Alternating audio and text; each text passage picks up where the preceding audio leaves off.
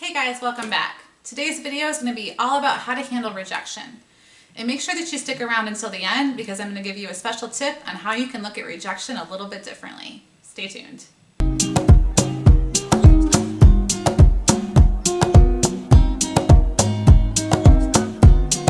Rejection sucks. It is like probably one of the most unfortunate parts of life. And I want to make a video on this to kind of talk about why rejection is so painful and how you can handle it. So I'm actually going to do three things in this video. The first thing I'm going to do is I'm going to define rejection in the context of this video because there's different types of rejection. And then the second thing I want to do is talk about why it is so painful. Like, why do we have such a strong emotional pain and suffering when it comes to being rejected? And then the third thing I want to do is give you some tips and pointers on how you can handle rejection. I'm defining rejection as any time that anyone has ever told you no when you've tried to go after something that you've wanted. Just to name a few areas, we have work, either going after a job or a job promotion. That's actually happened to me. College admissions, or a really big one, relationships. Oh, that's happened to me too.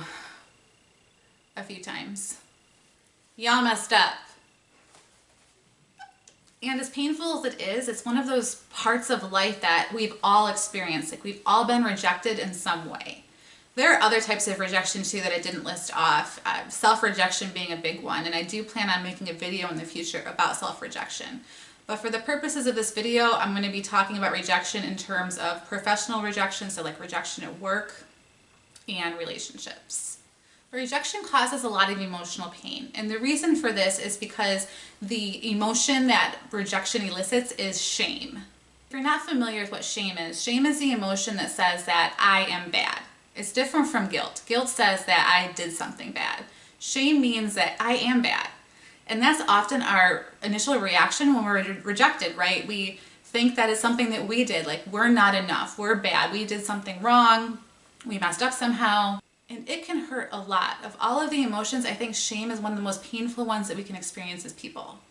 And the bigger the rejection, the more feelings of shame that we experience. It's like if we break up with a boyfriend that we've been with for years, like if we get dumped, it's going to have a bigger reaction to us than if we broke up with someone that we've been dating for only a few months. Like, there's a difference in the level of severity of how much shame that we feel in those experiences. And sometimes when we get rejected, our initial reaction is to shut down and avoid any other situations that we can get rejected in. That's what shame does. Shame is that strong of an emotion that we can sometimes choose avoidance. Like, okay, if I'm getting rejected by men, for example, in dating, like I'm just not going to date ever again. I can just avoid ever feeling this way again.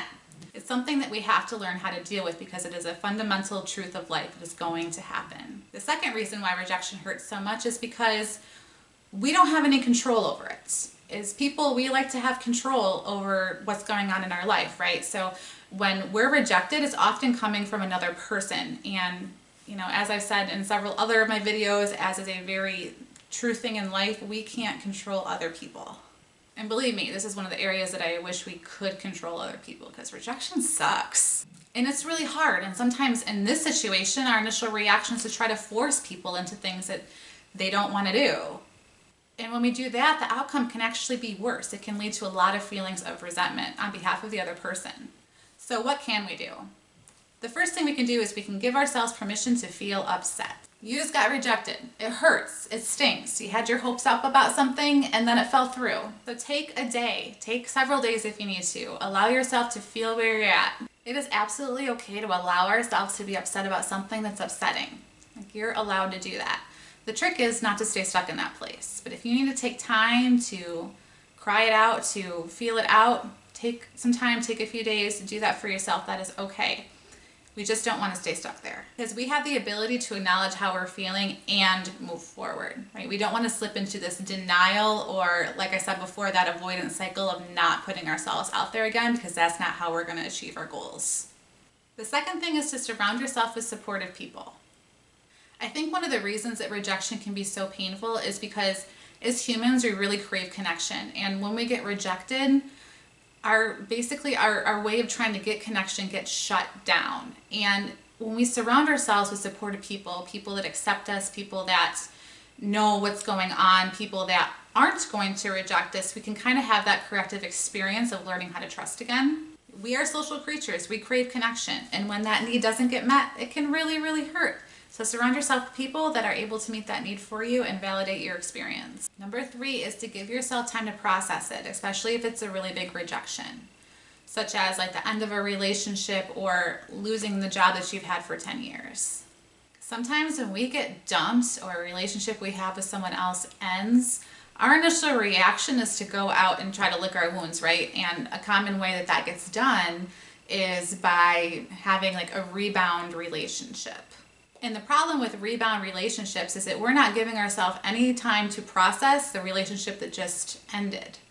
So that is unfair to ourselves because we're not actually working through the emotional pain. But secondly, it's really unfair to the other person too, who might be willing and ready for a relationship, yet we are only using them for temporary satisfaction. This will lead to the other person feeling rejected when you come to realize that you aren't ready for a relationship and you can't actually give your heart to this person right now.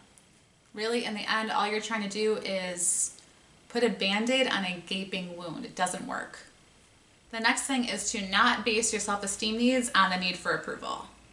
Rejection really attacks our need to be approved of and liked, so this can lead to diminished feelings of self-esteem and we end up getting rejected. It's very common to feel not good enough and not approved of after a rejection, and this leads to negative feelings about ourselves.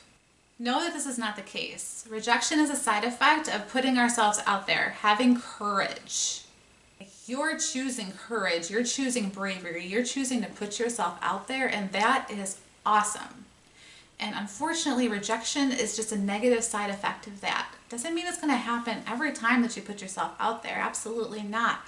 But when we do get rejected, it's because we did have the courage to put ourselves out there. We are brave people. Success almost always requires rejection. I don't know one successful person that has not been rejected in some way, shape, or form. So if you're feeling rejected right now, know that you are brave and you have the strength to get through this. Number 5 is to practice gratitude. And I know I keep saying this, but the truth is that we have a lot of things that we can be grateful for in our life. And sometimes we need to remember that. Just to tell you a personal story, when I was rejected from a job promotion very early in my career, I took that really hard. I took it very, very personally. It was an attack against myself. I had all of those feelings of shame that I talked about earlier. And one thing that helped me get through it was really remembering the things that I have to be grateful for.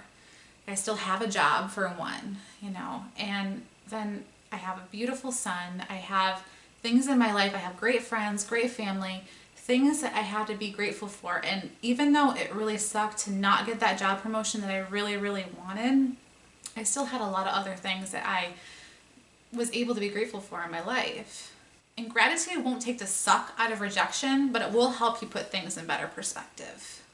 Number 6, know that rejection is often not just about you, and this is especially true in relationships. So let's say that you went on a really, really good first date, and then you don't get invited back on a second date. Like the guy tells you that he didn't feel the connection, he's not interested, or worse yet, he just straight up ghosts you. And you're feeling terrible. You're like, that date went so well, why am I not getting a second one? I thought we had a really deep connection. It might possibly not have anything to do with you at all. Maybe this person has their own insecurities and things they haven't worked through yet, and their own self-doubt. Maybe he's emotionally unavailable or he hasn't gotten over his ex yet. Either way, those are things that you actually might want to say thank you for not wasting my time, because obviously it probably wasn't going to work out anyway. Maybe they did you a favor by ending it that quickly because they got a bunch of stuff going on that you don't want anything to do with. Number 7 is to learn from the situation. Every time something goes wrong, we have the opportunity to learn and to grow. I got rejected.